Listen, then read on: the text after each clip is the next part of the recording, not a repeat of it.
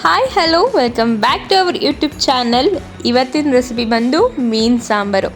ತುಂಬ ಸಿಂಪಲಾಗಿ ಮಾಡ್ಬೋದು. ಹೇಗೆ ಮಾಡೋದು ಅಂತ ಫುಲ್ ವಿಡಿಯೋ ನೋಡಿ, ನಿಮಗೆ ಗೊತ್ತಾಗುತ್ತೆ. ನೀವು ಸಹ ಒಂದ್ಸಲ ಟ್ರೈ ಮಾಡಿ.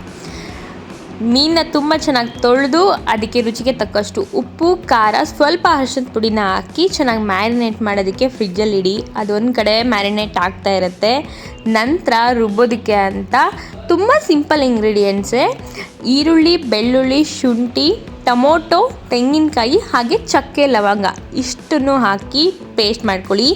ನಂತರ ಇದಕ್ಕೆ ಹುಣಸೆಹಣ್ಣು ಮತ್ತು ಕೊತ್ತಂಬರಿ ಸೊಪ್ಪನ್ನ ಆ್ಯಡ್ ಮಾಡಿ, ಸಾಂಬಾರು ಪುಡಿನೂ ಸಹ ಆ್ಯಡ್ ಮಾಡಿ ರುಬ್ಕೊಳ್ಳಿ.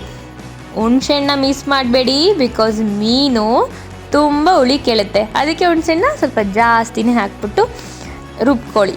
ನಂತರ ಒಗ್ಗರಣೆಗೆ ಎಣ್ಣೆ ಹಾಕಿ, ನಂತರ ಈರುಳ್ಳಿ ಹಾಕ್ಬಿಟ್ಟು ಚೆನ್ನಾಗಿ ಫ್ರೈ ಮಾಡ್ಕೊಂಡು, ನಂತರ ರುಬ್ಬಿಟ್ಕೊಂಡಿರೋವಂಥ ಎಲ್ಲ ಮಿಕ್ಸ್ಚರ್ನ ಹಾಕಿ, ನಮಗೆ ಎಷ್ಟು ಕನ್ಸಿಸ್ಟೆನ್ಸಿ ಬೇಕೋ ಅಷ್ಟು, ಸಾಂಬಾರು ಎಷ್ಟು ಕನ್ಸಿಸ್ಟೆನ್ಸಿಗೆ ಬೇಕೋ ಅಷ್ಟು ಕನ್ಸಿಸ್ಟೆಂಟಿಗೆ ನೀರು ಹಾಕ್ಕೊಂಡು ಚೆನ್ನಾಗಿ ಅದನ್ನು ಕುದಿಯೋಗಬೇಕು. ಒಂದು ಕುದಿ ನಂತರ ಉಪ್ಪು ಹಾಕಬೇಕು. ಉಪ್ಪನ್ನ ಆ್ಯಡ್ ಮಾಡಿ ಸಾಂಬಾರು ಕುದಿಯೋವರೆಗೂ ವೆಯ್ಟ್ ಮಾಡಬೇಕು. ಚೆನ್ನಾಗಿ ಕುದಿದ ನಂತರ ಫಿಶನ್ನ ಆ್ಯಡ್ ಮಾಡಬೇಕು. ಫಿಶ್ನ ಆ್ಯಡ್ ಮಾಡಿದ್ಮೇಲೆ ತುಂಬ ಕುದಿಸ್ಬಾರ್ದು, ಬಿಕಾಸ್ ಫಿಶ್ ಬೇಗ ಬೆಂದೋಗ್ಬಿಡುತ್ತೆ.